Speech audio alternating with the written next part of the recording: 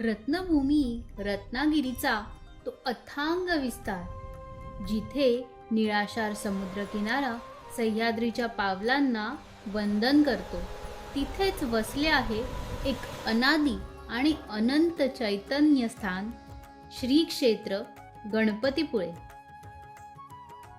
गणपतीपुळे हे एक जागृत देवस्थान आहे. या देवस्थानाला लाभलेले ऐतिहासिक महत्त्व खरोखरच अद्भुत आहे. आजच्या या व्हिडिओमध्ये आपण उलगडणार आहोत या स्थानाचा तो दैदिप्यमान इतिहास. महाराष्ट्रातील अष्टविनायक तर आपण जाणतोच, पण तुम्हाला माहीत आहे का, भारताच्या 8 दिशांना 8 असे गणपती स्थित आहेत. हे अष्टरक्षक केवळ आध्यात्मिक नव्हे तर भौगोलिकदृष्ट्या संपूर्ण भारताचे संरक्षण करतात. म्हणूनच आपल्या गणेशाचे राष्ट्ररक्षक असे वर्णन आपल्याला मुद्गल पुराणासारख्या प्राचीन वाङ्मयात आढळते. या अष्टरक्षकांपैकी गणपतीपुळ्याचे लंबोदर म्हणजे अरबी समुद्राकडे पाहत विराजमान झालेली बाप्पाची ही स्वयंभू मूर्ती. ही मूर्ती पश्चिमाभिमुख आहे. म्हणूनच पुराणात या जागृत देवस्थानाला पश्चिम द्वार देवता म्हणून संबोधले आहे. पेशवे काळात या स्थानाला विशेष महत्त्व प्राप्त झाले. भक्तांच्या नवसाला पावणाऱ्या या बाप्पाची पेशव्यांनी एक चांदीची मूर्ती तयार केली.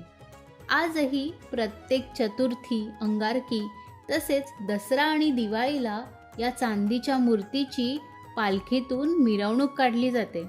असा या देवस्थानाचा इतिहास जितका प्राचीन, तितकीच पिढ्यानपिढ्या चालत आलेली भक्तांची अढळ श्रद्धा हे येथील ईश्वरी अस्तित्वाचे सर्वात मोठे प्रमाण. तसे तुम्हाला माहीतच आहे, कोकणातील प्रत्येक देवतेमागे एक वेगळी दंतकथा सांगितली जाते. तसेच गणपतीपुळ्याची ही कथा थेट भक्ताच्या कठोर तपस्येशी जोडलेली आहे. सुमारे 400 वर्षांपूर्वीची म्हणजे मोगलाईच्या काळची ही गोष्ट. आज जिथे आपण भव्य मंदिर पाहतो, तिथे एकेकाळी डोंगर रांगांच्या पायथ्याशी सुवासिक केवड्याचे एक घनदाट वन होते. त्या लगतच वसलेल्या गावात गावचे खोत म्हणजेच गावचे प्रमुख त्र्यंबक उर्फ बाळम भटजी भिडे राहत होते. त्यांच्यावर मोगलाईच्या काळात एक भीषण संकट कोसळले. पण भिडे डगमगले नाहीत. ते प्रचंड दृढ निश्चयी होते. त्यांनी प्रतिज्ञा केली की जोपर्यंत हे संकट टळत नाही, तोपर्यंत मी अन्नाचा एक कणही ग्रहण करणार नाही. त्यानंतर भिडेंनी गणेशाच्या उपासनेसाठी याच केवड्याच्या वनात मुक्काम केला.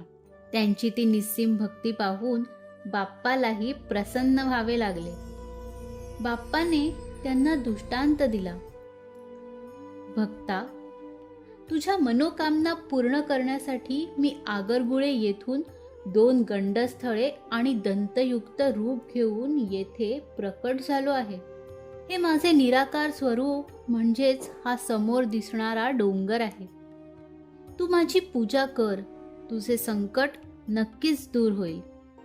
भिडेंना हा दृष्टांत झाला आणि एका रंजक घटनेने त्याला पुष्टी मिळाली. त्यांच्या असे लक्षात आले की त्यांची एक गाय गेले काही दिवस दूध देत नव्हती. जेव्हा गुराख्याने बारीक लक्ष ठेवले, तेव्हा त्याला दिसले की डोंगरावरील एका शिळेवर ती गाय स्वतःहून आपल्या दुधाचा पान्हा सोडून अभिषेक करत आहे. भिडेंनी तातडीने तो परिसर स्वच्छ करून घेतला आणि तिथेच त्यांना दृष्टांतातील ती दिव्य, तेजस्वी, स्वयंभू गणेश मूर्ती सापडली. त्यांनी तिथेच गवताचे एक साधे छप्पर उभारून छोटेसे मंदिर बांधले आणि तेव्हापासून आपल्या बाप्पाची अखंड पूजा अर्चा तिथे सुरू आहे. या मंदिराचे अजून एक वैशिष्ट्य म्हणजे येथील प्रदक्षिणा. मंदिरात बाप्पाचे दर्शन घेतल्यानंतर तुम्हाला पूर्ण डोंगराला प्रदक्षिणा घालावी लागते. याचे कारण असे की बाप्पाने सांगितल्याप्रमाणे हा डोंगर हे गणपती बाप्पाचे निराकार स्वरूप आहे. प्रदक्षिणा मार्गातच डोंगर टेकडीच्या वरील बाजूस भूगर्भातून अकस्मात वर आलेले बाप्पाचे एक शुंडास्थान देखील आहे. असे मानले जाते की संपूर्ण डोंगराची ही प्रदक्षिणा केल्यावरच तुमचे दर्शन पूर्ण होते. आज काळाच्या ओघात गणपतीपुळ्याचे रूप आता पालटले आहे. भक्तांच्या सोयीसाठी भक्तनिवास आणि महाप्रसादाची देखील उत्तम सोय येथे उपलब्ध आहे. वाढत्या पर्यटनामुळे हे गाव आज अत्याधुनिक सोयीसुविधांनी समृद्ध झाले आहे. पण खरं तर पूर्वी या गावात फारशी वस्ती नव्हती.